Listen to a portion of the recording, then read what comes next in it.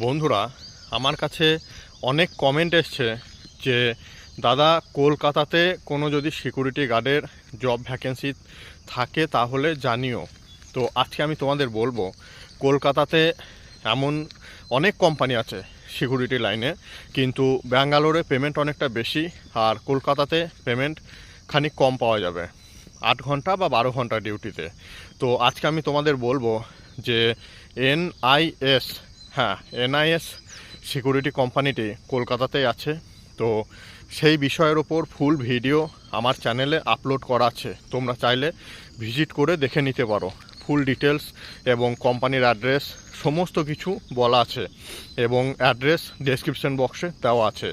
সেখানে 8 ঘন্টা 12 ঘন্টা ডিউটি অ্যাভেলেবেল আছে। তো স্যালারি খুবই ভালো স্যালারি সেখানে। তো 12 ঘন্টা ডিউটিতে পেমেন্ট হবে তোমাদের 13,000 থেকে